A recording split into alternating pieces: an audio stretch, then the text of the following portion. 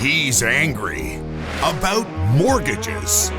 It's Angry Mortgage. He's swearing. He's cursing loud. He's old.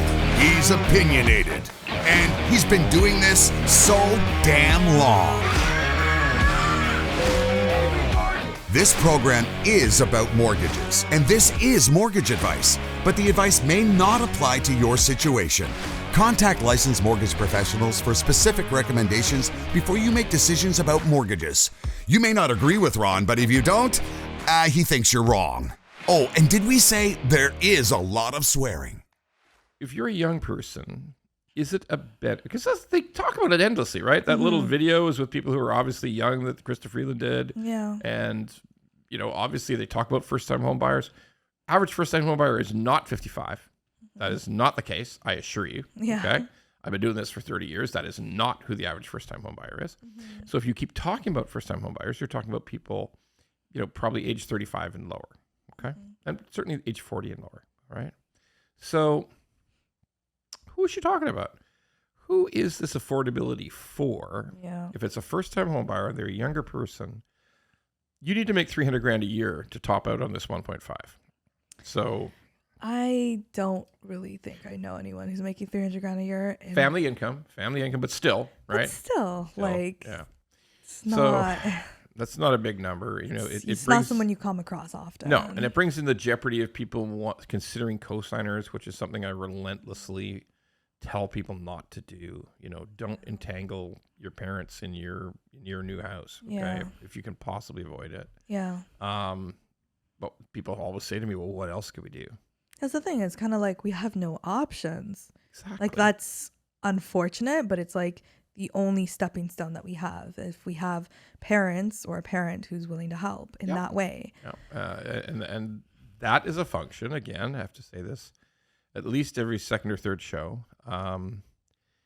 Traditionally, the metric for people buying houses is that the house price should be about between 2.5 and 3.5, maybe 4 times your income. So now we've gone from about 8 to 9 times income all the way up to 12 or 13 times income. Is what we're looking. Average income, average income. Okay, because let's face it, this program shouldn't just be for the 2%, Right. the highest 2% earners, but and yet it is. So, all right. So what your point? Who benefits? Well, is it possible that trying to bring the construction industry back to life in Ontario and BC is that who benefits? Right? Like, because all of a sudden you can now run out and chop all your single family homes for $3 million in half, and you got a shot of getting a CMHC mortgage, right? Yeah. I mean, so they must benefit. Does the real estate industry, who's flat on its back with some of the lowest sales in a quarter century, do they benefit? Quarter century in Ontario. Real estate's in tough shape. Do they benefit? Yeah. Anything that sort of brings their incomes back to life is a benefit. But maybe it's the politicians who really benefit. Maybe it's their attempt at votes. Yes, their attempt at votes. So, because the question we ask is, anything that makes it easier to buy this incredibly expensive houses that are over $1 million. Yeah. Whether it's a semi, whether it's a townhouse, even a big condo, maybe even a big, like 800, 900 square foot condo, good size, like comfortable. People like to have that over $1 million. But like, is it designed to support the fact that these prices are too high? Yeah, that's a real question. It's the deep, dirty question of the whole thing. And I've looked at it every direction, and my considered opinion is that the only thing that helps any young person in Canada to better afford a home is having lower priced homes. And I don't see it any other way. Right. So I'm not sure how making it easier to buy a more expensive home, I'm not sure that helps in any way. It's just providing more generational debt at this point. But going back to the politics things, I think like statistically most like voters are homeowners versus renters, correct? Am I wrong? Well, there? I'll take it even a step further, because that's a fantastic point. It's like this. people over the age of 55, it even goes crazy when it's over 60, but people over the age of 55 vote in elections 40% more often than people under 35. So if you're a politician trying to figure out who is the key voting group that I need to worry about, it as much as they pretend they're here for young people, that's their real target market. Is boomers, Yeah. and people over 55. Yeah. Okay, because they're the most consistent voters. Okay, which is horrible, horrible, horrible.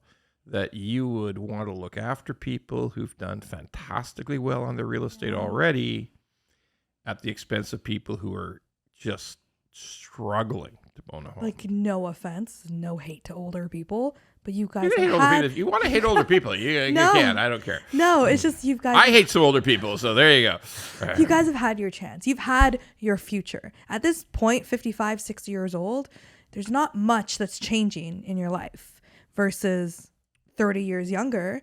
We're getting educated. We're starting families. We're moving. We're doing whatever. Like, this is who they should be focused on. People who are making decisions on whether or not to live here and make their future here or leave. Have kids, raise families, all in all. All of that. All of all that. that fun All stuff. of that.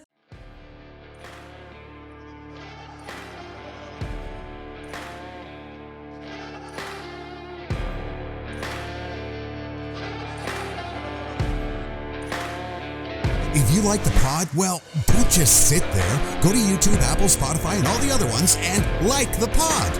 And don't forget to subscribe so we can keep being angry at mortgages and swearing about mortgages. Angry Mortgage could use your support.